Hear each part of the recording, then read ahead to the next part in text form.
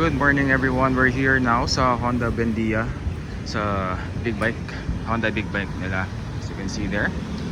And just an update because last week, di ba, kumuha ako ng Honda NX500 just exactly a week ago. And that was released to me Thursday of last week. And na-inform ako kahapon ng manager ng Honda na available na yung ORCR and yung plaka. So hopefully available na nga talaga pati plaka para i-sassel na. And that's very surprising na 1 week ang processing and release ng documents and plate.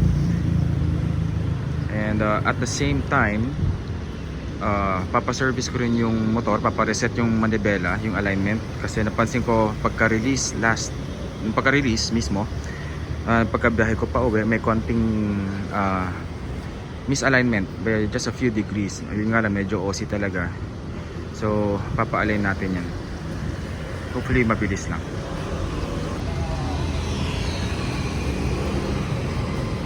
So ayan, ni-road test muna yung mechanic nila para syempre malaman nila kung baka ako lang may mali, baka hindi pantay yung braso ko, dito lang. Pero yan, kailangan talaga ipa-check.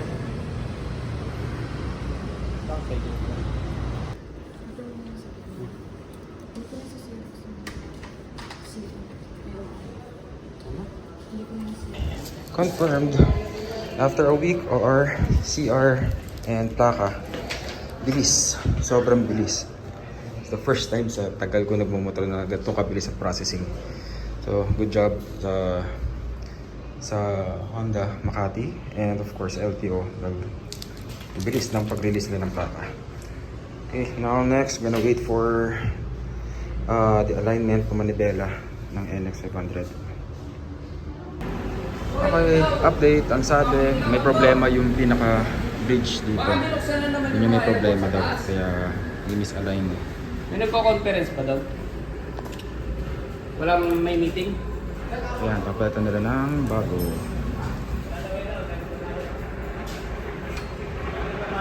Overloaded yung aircon.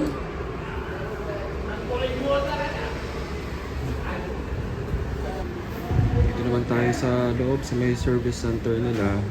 Good na meron silang couch, everything. May lounge sila para sa mga nagpapaservice.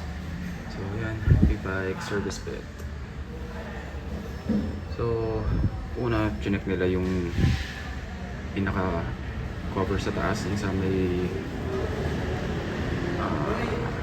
handlebar, and chine-check nila ngayon kung pantay pa yung manibela. It happens daw kasi since CBU ito,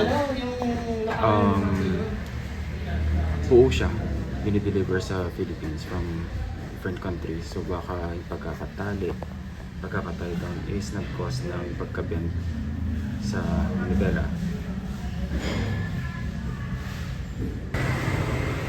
Okay, tapos na. So anong nangyari, pinalitan nila ng handlebar mismo, tsaka itong pinaka-cover sa taas. Kasi ito nung una, nung chinek nila, may uwang, although very minimal, pero mapapansin mo yun.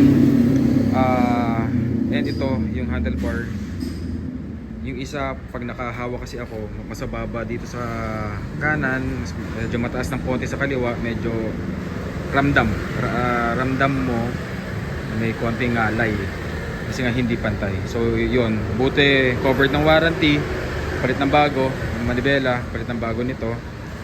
So all is well, hindi naman ganun katagal masyado ang inubos, and they're very accommodating pag claim mo ng warranty. So yun, thank you so much kay Honda Makati and sa nag-asikaso, si Wax, and sa kausap ko sa manager nila initially, si May. Thank you sa pag-asikaso nyo, and of course sa mekaniko na nag-ayos nito. There you go, fix na yung manibela, and yan, may plaka na, kompleto na rehistro. So that's it, that's the update for this vlog. Thank you everyone, have a good day.